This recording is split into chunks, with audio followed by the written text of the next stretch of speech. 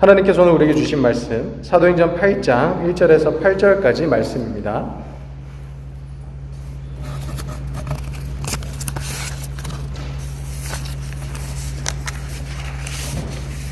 사도행전 8장 1절에서 8절까지 말씀.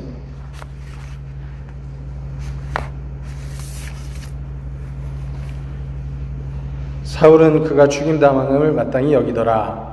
그날에 예루살렘에 있는 교회에 큰 박해가 있어 사도 외에는 다 유대와 사마리아 모든 땅으로 흩어지니라. 경건한 사람들이 스데반을 장사하고 위하여 크게 울더라. 사울이 교회를 잔멸할새 각 집에 들어가 남녀를 끌어다가 옥에 넘기니라. 그 흩어진 사람들이 두루 다니며 복음의 말씀을 전할새 빌립이 사마리아 성에 내려가 그리스도를 백성에게 전파하니 무리가 빌립의 말도 듣고 행하는 표적도 보고 한 마음으로 그가 하는 말을 따르더라. 많은 사람에게 붙었던 더러운 귀신들이 크게 소리를 지르며 나가고 또 많은 중풍병자와 못 걷는 사람이 나으니 그 성에 큰 기쁨이 있더라. 아멘. 오늘 말씀 사도행전의 말씀입니다. 우리가 이 세상을 살아갈 때 내 마음대로 되지 않는 것들이 참 많이 있습니다. 그죠? 그래서 우리가 학생 때 보면 이제 진학을 하는 문제, 내가 공부를 열심히 해서 가고 싶어하는 학교가 있었지만 그렇게 됐던 사람도 있고 안 됐던 사람도 있죠. 학교에서 학업을 하다 보면 또 이제 좋은 성적을 거두고 싶지만 또 열심히 노력하지만 좋은 성적을 거둔 사람도 있고 또 그렇게 내 마음대로 안 되는 사람도 있었습니다. 그리고 이제 학교를 졸업하고 취업을 하려고 했을 때에도 참 내가 가고 싶은 데가 있고 또 내가 하고 싶은 일이 있는데 또 그게 내 마음대로 안 되는 경우도 많이 있죠. 내 마음대로 안 되는 경우도 많이 있고요. 그 다음에 결혼을 하고 싶은데 근데 결혼도 내 마음대로 안 되는 경우가 참 많습니다. 그러니까 하나 제대로 내가 하고 싶은 대로 마음대로 되는 일이 잘 없는 것 같죠? 자, 그럼 결혼을 했어요. 결혼을 하고 난 다음에 자녀가 태어납니다. 자녀를 양육하는 문제가 또 생기는데 이 자녀가 내 마음대로 될까요? 안 될까요? 내 마음대로 잘 안 됩니다. 완전 이제 어릴 때는 얘가 힘이 없고 아직까지 자기 자아가 생기지 않았기 때문에 그냥 우는 거 빼고 내가 이렇게 하려고 하는 대로 애가 이제 따라올 수밖에 없는 그런 상황이죠. 근데 어느 정도 이제 나이가 되면 저희 딸이 한 4살인데 이 정도가 되면 애가 이제 자아가 생기고 자기가 하고 싶은 거랑 하기 싫은 게 생깁니다. 그럼 그때부터 말을 잘 안 듣습니다. 그래서 내가 원하는 대로 이렇게 아이를 끌고 가고 싶은데 아이가 이제 자기 생각이 있고 자기 자아가 있고 자기 주장이 있으니까 또 그대로 이렇게 되는 게 아니죠. 근데 시간이 지나면 지날수록 더 이제 그게 심해지겠죠. 그래서 사춘기가 되면 완전히 또 전혀 이렇게 또 대화가 안 되다가 이렇게 되는 과정들이 아마 거쳐질 겁니다. 자, 그리고 우리가 매년 이제 그 해가 시작할 때 다짐하는 여러 가지 것들이 있지 않습니까? 그죠? 특히 다이어트 같은 거. 다이어트 어떻게 성공적으로 하고 계십니까? 올해 내가 다이어트를 계획을 세웠다. 네, 감사합니다. 제가 아는 분 중에 어떤 분은 30년째 다이어트 하고 계신 분이 계십니다. 30년 동안 매년 다짐을 하는데 잘 안 돼요. 그래서 매년 이제 실패를 하셔가지고 매년 또 새롭게 계획을 세우고 매년 다시 다이어트를 합니다. 자, 이렇게 보면 참 우리의 삶을 내가 이렇게 살아나갈 때 내 마음대로 뭔가 쉽게 될 것 같은데 내가 생각을 하고 내가 계획을 하고 그렇게 살아가면은 내 인생이 내 뜻대로 잘 될 것 같은데 사실은 잘 안 되는 경우가 굉장히 많습니다. 아니, 오히려 더 심하게 얘기하면은 거의 내 뜻대로 되는 게 많이 없는 것 같아요. 그죠? 내 생각과 내 계획대로 이루어지는 일이 잘 없는 것 같습니다. 그래서 사람들이 보통 그 이유를 찾다가 이렇게 많이 결론을 내요. 내가 부족해서 그렇구나. 내가 모자라서 그렇구나. 내가 의지가 약해서 그렇구나. 그래서 내가 다시 힘을 내자. 내가 다시 한번 해보자. 그래서 열심히 또 경험을 쌓거나 의지를 다시 다지거나 이렇게 합니다. 근데 어떻게 우리가 좀 부족하고 못난 이 부분들을 채우면은 어떻게 다시 우리의 인생이 다시 괜찮아질까요? 내가 원하는 대로 다 될까요? 사실 별로 그렇지 않아요. 그죠? 그러니까 내가 아무리 열심히 노력하고 수고하고 애쓰고 그러는데 내가 부족한 것들을 채워나가는 것 같은데도 사실 내 인생이 내 마음대로 안 되는 경우가 훨씬 더 많아요. 그럼 사람들이 그때부터 이제 좌절을 하죠. 좌절을 하고 자기한테 실망을 하고 절망하고 그런 것들이 있습니다. 자, 그래서 우리가 왜 우리의 인생이 내 마음대로 안 되는가? 여기에 대해서 우리가 확실히 알아야 돼요. 그 진실을 진짜 알아야 됩니다. 그게 뭐냐면 내가 막 못나고 내가 부족하고 내가 의지력이 부족해서 내 인생이 내 마음대로 안 되는 것이 아니고 이유는 이거예요. 그게 뭐냐면 내 인생의 주인은 내가 아니라서 그래요. 만약에 내 인생의 주인이 나다. 진짜 내가 막 내 삶을 내 마음대로 할 수 있다. 그러면은 내 뜻이 많이 이루어질 거예요. 근데 우리가 살아봐서 알잖아요. 그러니까 내 인생이 내 마음대로 잘 안 됩니다. 내 인생이 내 뜻대로 잘 안 돼요. 왜 그러냐면 우리 인생의 주인이 내가 아니고 하나님이시기 때문에 그래요. 그래서 우리의 삶은 어떤 과정이냐? 우리의 삶은, 우리의 인생은 내 뜻을 이루어가는 과정이 아니고 하나님의 뜻이 나를 통하여서 이루어지는 그런 과정이에요. 그래서 우리가 이거를 확실히 깨닫고 아는 사람들은 인생을 더 평안하고 정말 참된 삶을 살아갈 수가 있는 겁니다. 그리고 진짜 지혜로운 사람이 되는 거죠. 그런데 만약에 반대로 우리가 열심히 삶을 살려고 노력하고 지혜와 지식을 많이 얻었다고 해도 이 삶의 비밀을 알지 못하면은 우리는 계속해서 불안하고 절망감과 실망감 속에서 살아갈 수밖에 없는 거죠. 자, 오늘 본문의 말씀이 이러한 삶의 원리를 우리에게 잘 보여주고 있습니다. 오늘 본문의 말씀을 보시면요, 예수님께서 이 땅 가운데 오셔서 우리의 죄를 위해서 십자가에 달려 돌아가셨어요. 그리고 부활을 하십니다. 제자들과 한 40일 정도 같이 계시다가 이제 하늘로 올라가시고요. 한 10일 정도 지난 다음에 오순절이라는 명절을 맞이하게 됐습니다. 그때 수많은 사람들이 예루살렘에 다 모였거든요. 근데 그때 예수님께서 말씀하신 성령이 이 예수님의 제자들한테 임한 거예요. 그래가지고 막 성령의 막 능력이 나타나고 막 기적들이 나타나고 엄청난 일들이 막 일어나는 거예요. 막 사람들이 갑자기 막 외국말을 하기 시작하고 예수님의 제자들이, 그리고 베드로와 요한이 안진뱅이를 막 일으키고, 그리고 성령이 충만한 베드로가 막 설교를 하니까 한 번에 막 3,000명씩 막 회개하고 교회 막 등록해요. 또 한 번에 막 안진뱅이를 일으키고 막 설교를 하니까 이번에는 5,000명이, 남자만 5,000명이 회개하고 하나님께 돌아왔습니다. 그러니까 이 예루살렘 교회라는 교회가 굉장히 짧은 시간에 이렇게 형성이 됐고 교회가 세워졌어요. 어떻게 보면 이제 교회를 개척을 한 거죠. 근데 얼마 안 돼가지고 지금 등록 교인이 몇 명이 지금 남자만 8,000명이 넘은 거예요. 엄청나게 커졌죠, 그죠? 막 이 사도들이 막 그런 상황을 보면서 어떤 생각을 했을까? 어떤 계획을 세웠을까? 어떤 계획을 세웠을까요? 잘 모르겠습니다, 그죠? 그들과 이야기를 안 해봐서. 근데 이 교회가 이렇게 점점 커지고 그 안에 여러 가지 또 문제들, 뭐 예를 들면 이제 구제하는 부분들, 그래 이제 사도들이 열심히 하나님의 말씀을 전하고 이제 전도를 해야 되는데 그 일 자꾸 이제 교회 구성원이 너무 많아지다 보니까 그 일들을 할 수가 없었어요. 그래서 사도들이 생각해서 이제 세운 사람들이 누구냐면 7 집사님들. 그러니까 이런 일련의 과정들을 보면 아무래도 사도들이 처음에 그렇게 사람들이 많이 모이고 예루살렘 교회가 점점 커졌을 때 이거를 잘 유지하려고 했던 것 같아요. 그러니까 예루살렘 교회를 잘 조직하고 잘 세워가지고 이걸 통해서 하나님의 뜻을 우리가 좀 이루어가자.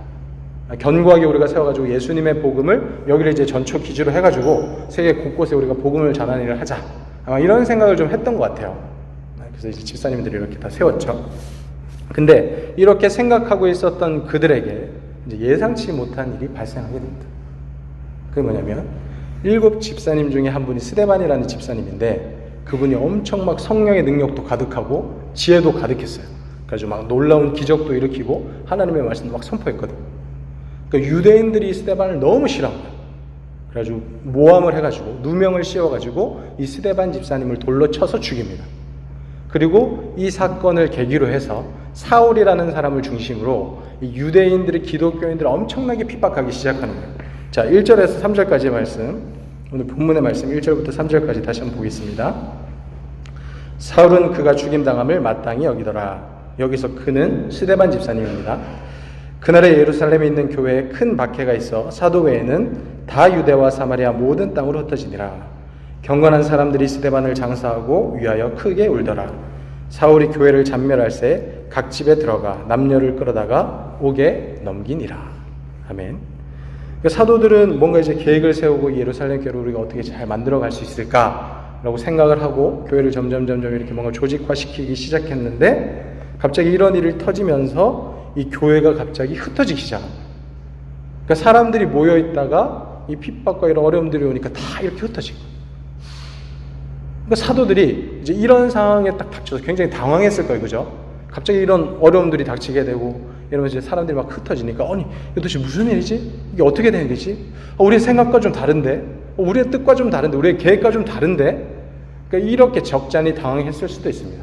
어떻게 보면 그들이 생각했던 인간적인 계획들은 이게 전부 다 실패로 돌아간 거일 수도 있어요.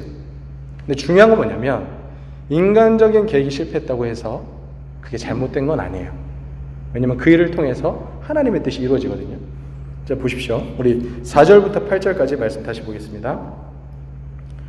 그 흩어진 사람들이 두루 다니며 복음의 말씀을 전할세 빌립이 사마리아 성에 내려가 그리스도를 백성에게 전파하니 무리가 빌립의 말도 듣고 행하는 표적도 보고 한 마음으로 그가 하는 말을 따르더라.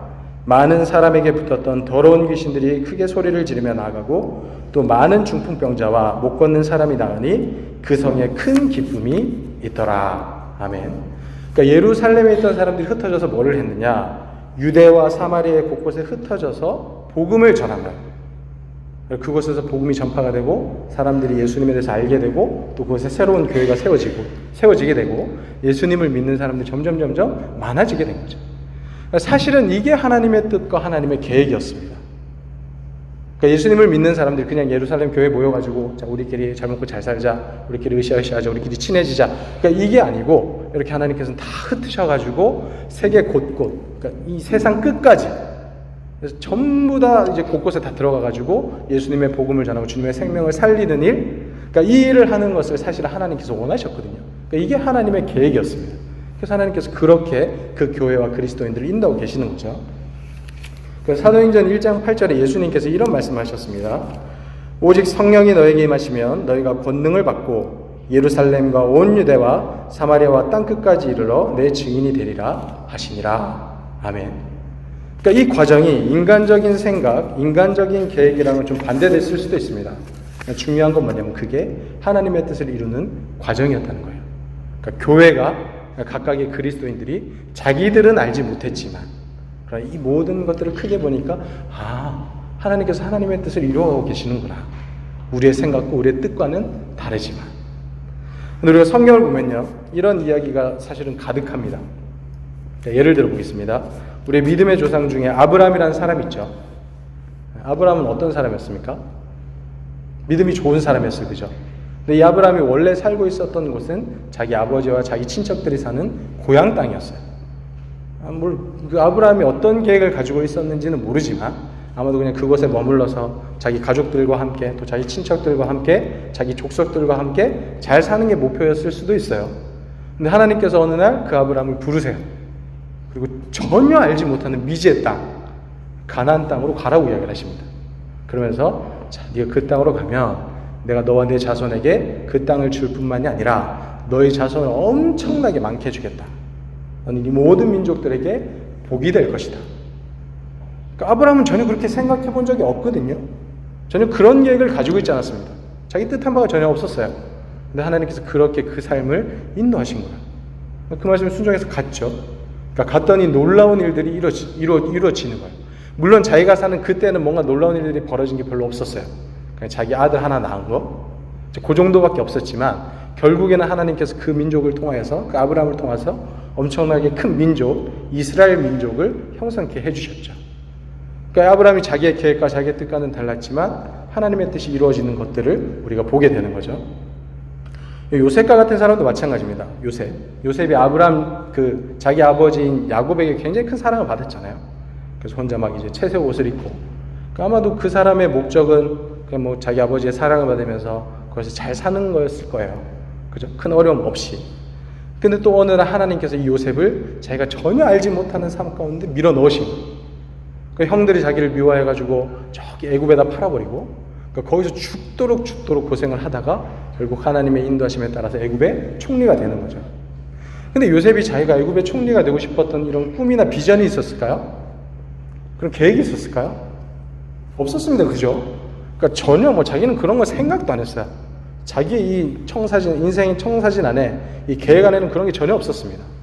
근데 하나님께서 그 삶을 그렇게 인도하셨고, 결국 이 요셉도 자기의 뜻과 자기의 생각과는 달랐지만 하나님의 뜻을 이루는 일에 귀하게 쓰임을 받았다는 것이죠. 모세도 마찬가지입니다. 모세도 이제 이집트의 왕자로 이렇게 태어나서 자라게 됐는데, 또 하나님께서 막 여러 가지 일들을 다 통해가지고 40년 동안은 왕자로 살았다가, 또 40년 동안은 저기 미디안 광야에 살다가, 또 40년 동안은 이스라엘 백성을 인도하는 지도자의 역할을 맡겨주시고, 모세가 막 태어날 때 막 자기 젊을 때 막 이런 계획을 막 세웠을까요? 내가 40살까지는 이렇게 하고 80살까지는 이렇게 하고 내가 노후에는 이렇게 하리라. 그런 계획을 뭐 자기 나름대로 세웠을 수는 있어도, 근데 그의 삶은 완전히 다른 쪽으로 흘러갔다는 거죠. 모세도 결국에는 자기의 뜻과 다르게 하나님의 뜻에 따라서 하나님의 인도함을 받아서 그렇게 삶을 살았습니다. 하나님의 뜻을 이루는 삶을 사는 것이죠. 오늘 본문에 나오는 사울, 이 사람 나중에 이제 이름이 바울이 되죠. 우리가 잘 아는 사도 바울이 되는데, 이 사람도 마찬가지였습니다. 이 사람은 아마도 이제 처음에 자기의 계획은 그거였을 거예요. 자, 내가 어릴 때부터 열심히 이 율법을 공부하고 최고의 석학인 가말리엘한테서 내가 이 율법 교육을 받았기 때문에 이렇게 내가 랍비 중에서 정말 위대한 사람이 되겠다. 가말리엘의 뒤를 이어서 내가 훌륭한 사람이 되겠다. 그래서 유대교를 잘 세워나가리라. 우리 민족을 잘 세워버리라. 그러니까 아마도 이런 계획을 가졌을 거예요. 그동안의 행보를 보면. 근데 하나님께서 또 이 바울이라는 사람도 전혀 예상치 못한 상황을 불어넣으시고 갑자기 예수님을 만나게 되고, 예수님을 만났더니 자기가 지금까지 배운 것은 전부 다 쓸모없는 지식처럼 여겨진 거예요.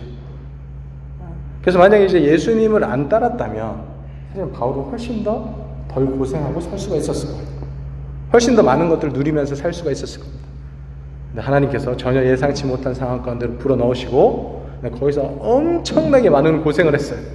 근데 그럼에도 불구하고 그 사람은 늘 주님을 찬양하며 또 예수님과 동행하면서 그의 삶을 살게 되었다는 것이죠. 자기 계획과는 뭐 전혀 달라요. 그렇게 계획해 본 적도 없고 그런 생각을 해본 적도 없는데 그들의 삶은 전부 다 그렇게 흘러갔다라는 것이죠. 보시면요, 사람의 인생이 그런 거예요. 특별히 그리스도인들의 인생은 더 그렇습니다.